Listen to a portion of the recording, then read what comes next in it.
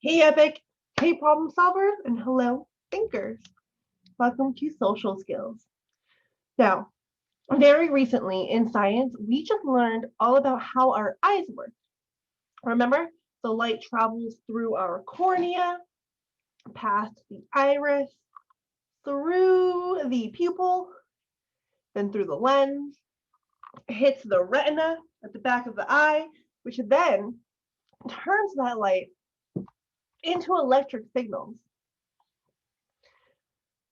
Then the optic nerve sends those signals to our brains. But that got me thinking, then what? What happens in our brains? The brain is this amazing, fascinating, mysterious, at least like, to me who haven't studied it thoroughly, the organ, and I am so curious about how exactly it works. Because if you think about it, almost everything we are as humans and as individuals is in our brain. Really, our body is just this vehicle that's driven by our brain. And the brain tells our body what to do. But how? How? How does this weird, squishy, wrinkly, pink mass of matter in my head send a signal to my finger to tell it to move? Or how does it take the light from my eyes and make it into a 3D world around me that I can interact with? I just think that's unbelievably fascinating. And I think it's one of those moments where science almost seems like magic. But the great thing about science is that we can look further and further into these amazing phenomenon that seem like magic, so we can get a better understanding about it. So that got me thinking. Let's take a closer look at our brains. Okay, not literally, we're going to keep them in our skulls, but let's learn about what they do and how they do it. Let's go. The parts of the brain. So our brain is broken up into different parts. We're going to learn what those parts are right now. Your brain is an organ that is inside your skull, which is the bone part of your head. And it might only weigh 3 pounds, but it sure does a whole lot. Excuse me. Your brain is made up of 3 main parts: the cerebrum, the cerebellum, and the brainstem. And while all parts of the brain work together, each part has its very, very own special job. So let's look at the cerebrum. You guys say that with me? Cerebrum, cerebrum, cerebrum, cerebrum. The cerebrum is a wrinkly top part. It is the largest part of the brain, and this is where your thinking happens. So when solving a math problem or even like painting a picture, this is the part that you use. And the cerebrum is made up of 4 different lobes: frontal lobe, parietal lobe, temporal lobe, or occipital lobe. Let's learn a little bit more about those lobes. So the frontal lobe. When it's cold outside, your frontal lobe tells you to put on a jacket because it controls your decision making and your problem solver skills. So you guys use your frontal lobe all the time.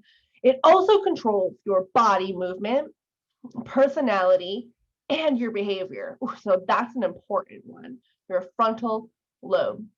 Now, you can see, Epic, that there are some questions here at the bottom of some of the slides.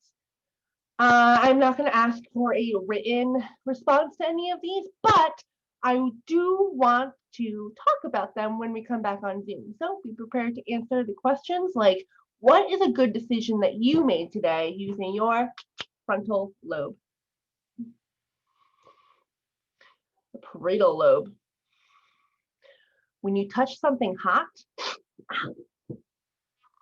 the parietal lobe tells you to move your hand. You know how that happens so fast?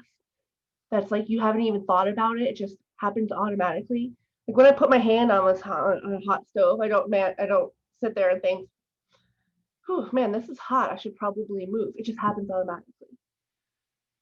This is because this part of your brain figures out the messages coming from your five senses, like sight and hearing, taste, smell, and touch. It's another reason why maybe if you're playing outside on the playground and somebody throws a ball towards you and you flinch without even thinking about it, your parietal lobe. Temporal lobe. When someone is talking to you, you can really understand what they are saying because of the temporal lobe. It helps us understand the sounds we hear, and it also stores our new memories. So, what is your favorite sound? You can thank your temporal lobe for your favorite sound. Let's look at a few more before we come together on Zoom. Occipital lobe. The reason why you can recognize a face is because of the occipital lobe. It's part of the brain. Oh, this part of the brain helps us understand what we see. Oh. So when the optic nerve sends light from our eyes, it must send it to the occipital lobe. I love it when we dive deeper into subjects and suddenly our questions are answered and things make so much more sense. Love that. Let's look at maybe one more, and then we're going to look at even more amazing parts of the brain when we come together on Zoom. Ooh, okay, this is a good one. Brain hemispheres. So your cerebrum is also made up of two hemispheres. Let's look at that word hemisphere. Do you guys remember when we looked at it, or at least the problem solvers did when we studied how to figure out the meaning of unknown words? Let's break down that word. Hemisphere. Hemisphere.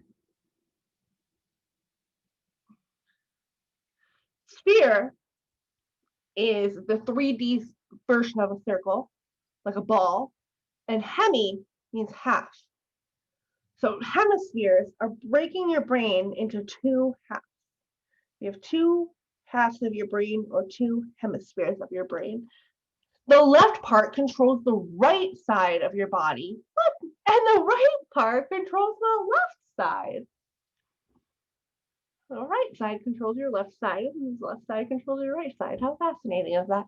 The left side is the thinking side, and the right is the creative side. So when you're solving a math problem, you're most likely using, oh, I'm answering the questions without even realizing it, but you're most likely using your left side. But when you're painting a picture, you're most likely using your right side. Does that make sense? I'm going to pause the video here because I want to discuss the rest of this with you guys. And of course, Megan does too with you thinkers. So let's pause here. Let's think about what we already learned about our fantastic brains. And I can't wait to continue this conversation with you once we get on Zoom. So I'll see you there. Bye, Epic.